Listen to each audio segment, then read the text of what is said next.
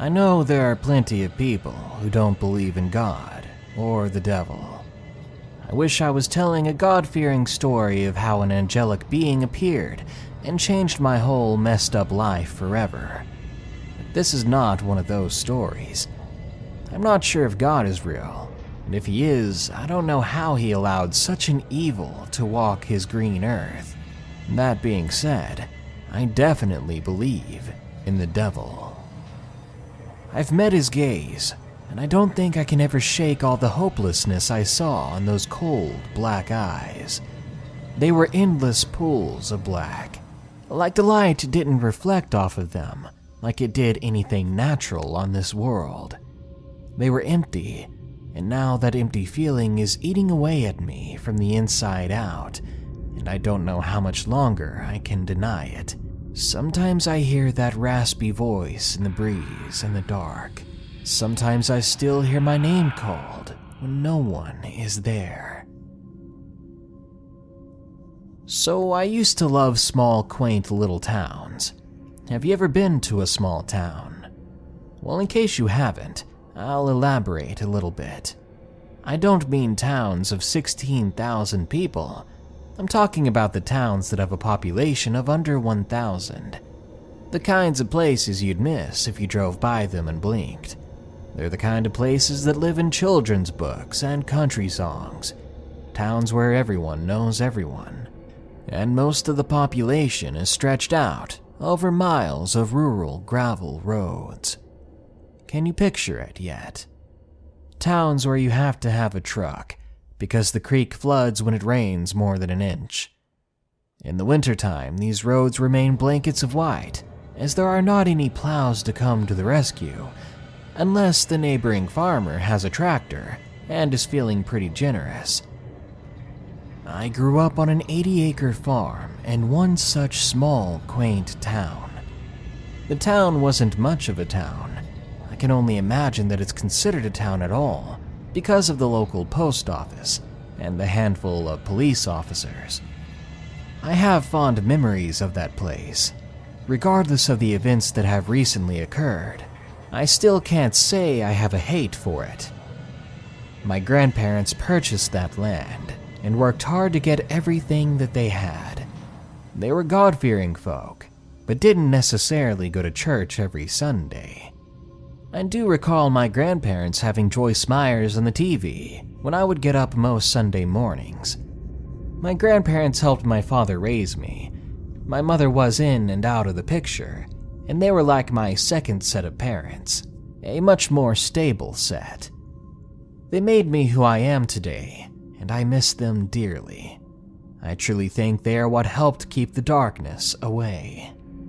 Before I get into the present, I need to say a little more about the past. My parents had their problems. I could write a whole book about the things that should have and would have been. My parents abused medications. For most of my childhood, they would get messed up at home, and if things got too crazy, my grandmother would come and pick me up, which was easy because she lived within a 5-minute walk from our trailer. My mother was very drawn to the paranormal, and this has some bearing on why I share this same fascination. She would read tarot cards and dabble in witchcraft. Now, I'm not saying my mother was a full-blown Salem witch, but she has told me she would often participate in spells and seances with her friends. She also didn't have a full bearing on what she was messing with. This, along with unknown things, led to the event I'm going to try to describe to you. I had to have been around 4 years old when this happened. My parents were suckers and would let me sleep in their bed, even though I had my own bed. I remember waking up to my mother screaming one night. I can't remember what she was saying, but I remember the tone in her voice. It wasn't anything I'd heard come from her mouth before. She had me wrapped up in the big duvet, and I remember the room being so cold, my nose hurt. She had me wrapped up so tightly in the duvet that my legs and arms had fallen asleep. She was in the right-hand corner of the room, sitting on the floor, with me in her lap. The bathroom light was on and flooded a portion of the room with light. The light shone primarily on the bed. My eyes followed the light, and what I saw still haunts me to this day. Believe it or not, this is what I remember. My dad was levitating about a foot off of the bed. It wasn't some calm levitation either. It looked like he was being pulled upwards.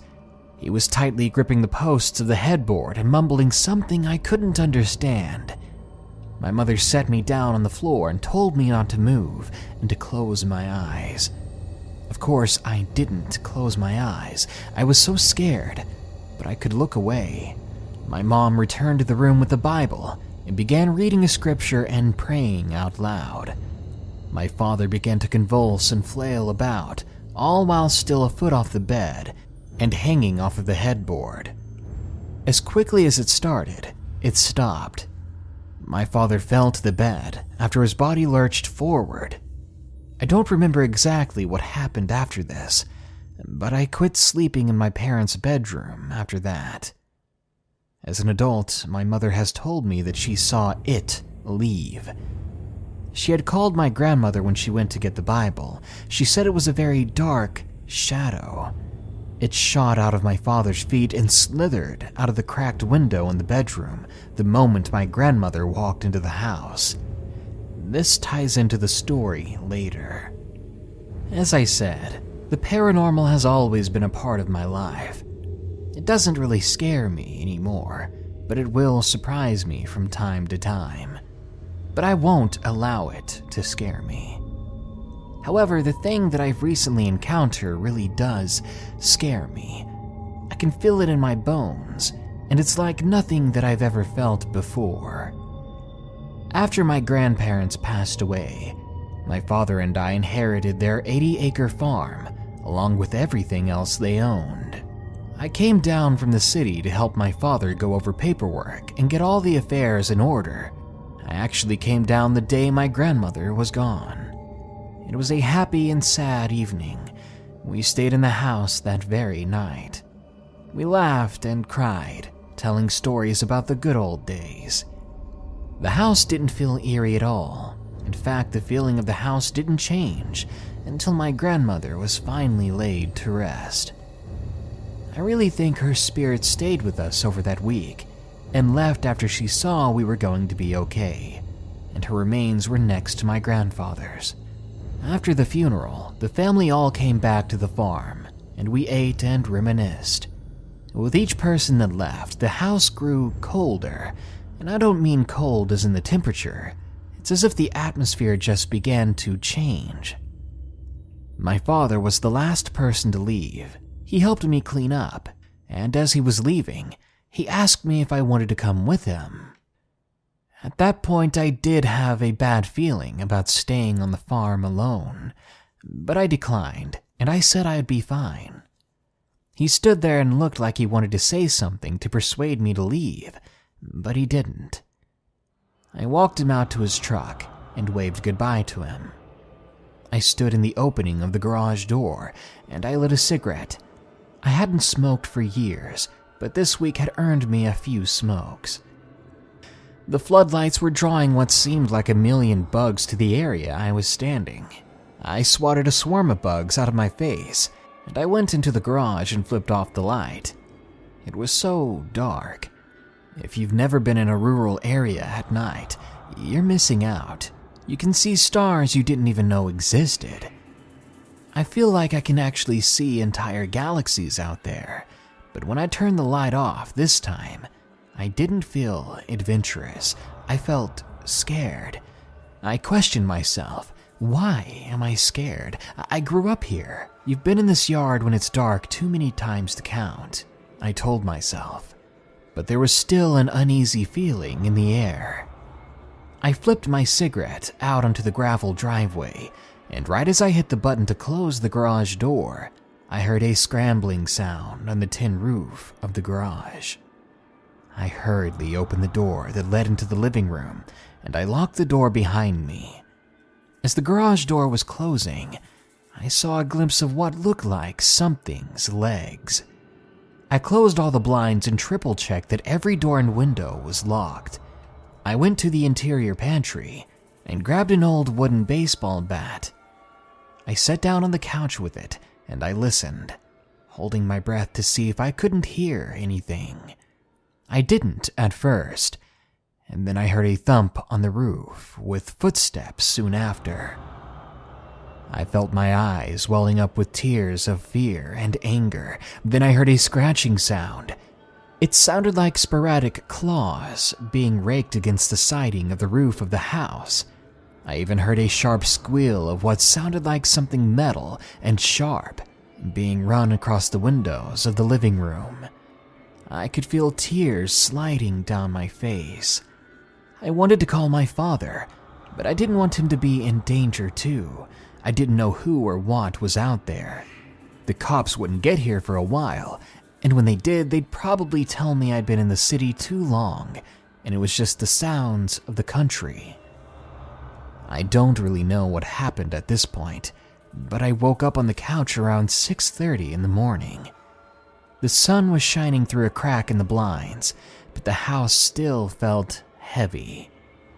I put the baseball bat back in the pantry. I grabbed my keys and my purse and hesitated a little when I hit the garage door opener. The door mechanically squealed open, and I cautiously walked outside. I fumbled for my pack of cigarettes and lit one and walked out into the sunlight. I walked to the side of the garage to get into my car when I noticed a strange set of prints on the ground. I still really don't know how to describe them. They kind of look like hooves, but that would be impossible. I then decided that it had to have been a large cat, and the dry ground had distorted the tracks, that had been what I heard the prior evening. I went to my dad's house and didn't mention anything that had happened. We still had a lot of things to take care of around the farm. The fields needed to be mowed, and most of the items in the house were going to need to be packed up, so he rode back to the farm with me. When we got back to the house, I saw something lying in the driveway. I stopped a few feet away from it, and my father exited the vehicle first. It was a lamb. What was left of a lamb? My father looked it over for a moment, then went to the garage and grabbed a large trash bag. Looks like a stray dog chased this guy from someone else's property, he said, while shaking his head. I knew that no one kept sheep near us, and our land didn't border anyone else's land, but I know my father was just trying to justify the clearly odd situation. He didn't want me to be afraid. We worked around the house, and we were about halfway through the packing and cleaning. We both flopped down at the kitchen table and began to chat.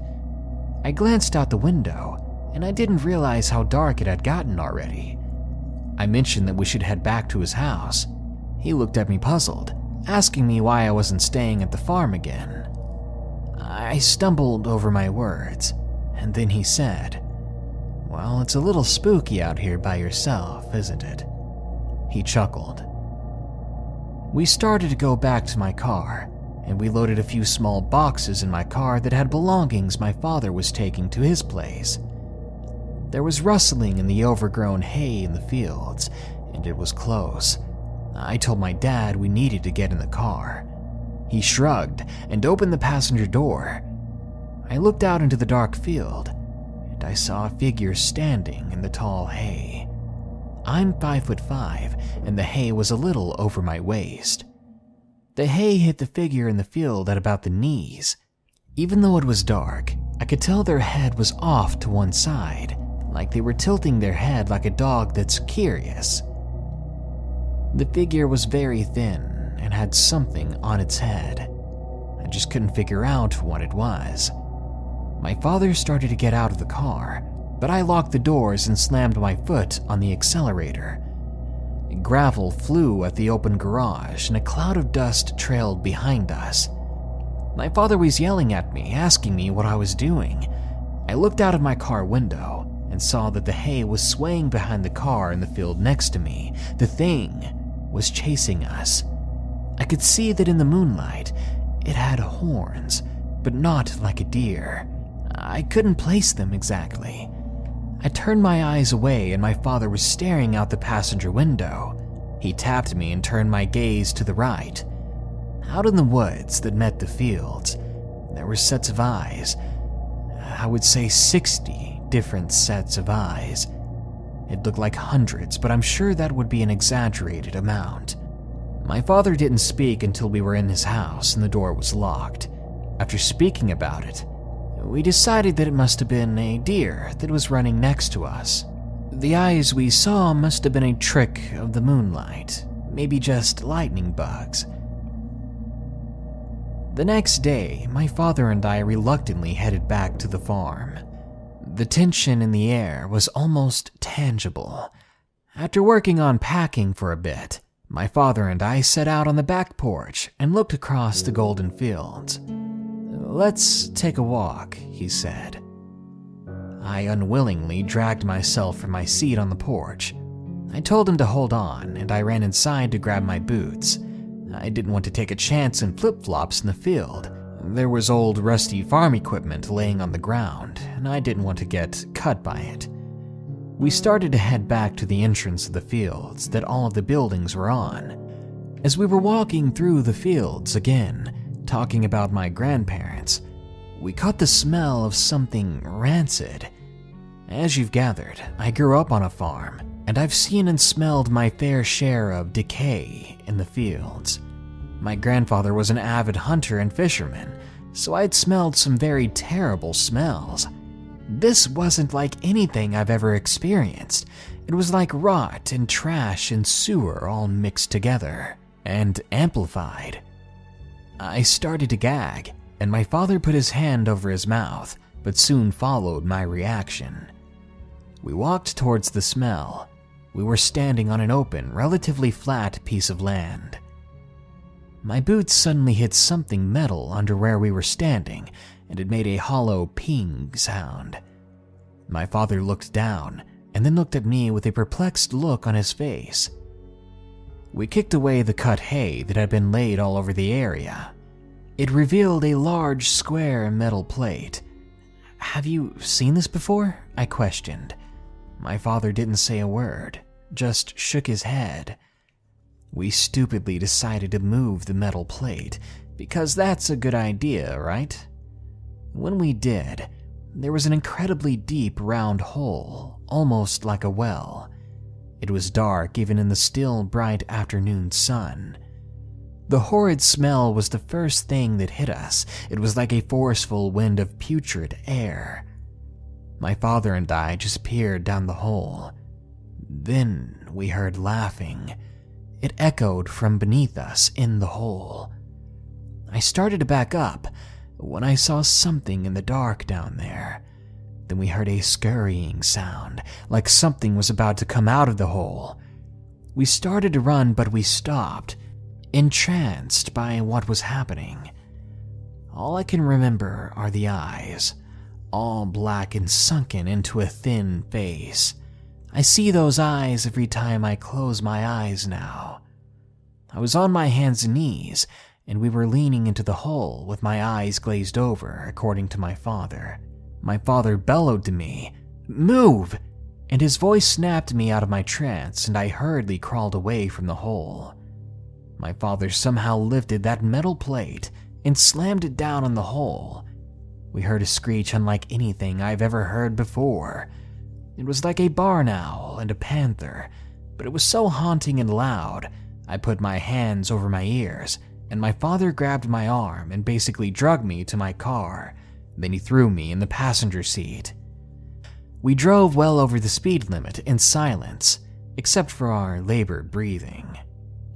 When we got to his house, he put my bags in the car and told me I needed to go back to the city as soon as possible. He continued to tell me that he didn't know how that hole got there, or what the heck was going on, what in the world was about to come out of it. He said that he had seen those eyes before, though. He told me the night he levitated, he saw a shadow at the end of his bed. It had a hold of his legs, and it had the exact same eyes. I returned to the city that very evening after I had calmed down. It's been a few months since all of this happened. I think this thing that had possessed, or whatever it did to my father, is coming after me. My grandparents are gone, and there's no one here to protect me. The other day, I was looking in the mirror, and I swear I saw my eyes change for a second. I saw those cold eyes staring back at me. I don't know what's going to happen to me. But I know that if you stumble across an 80-acre farm for sale, don't buy it.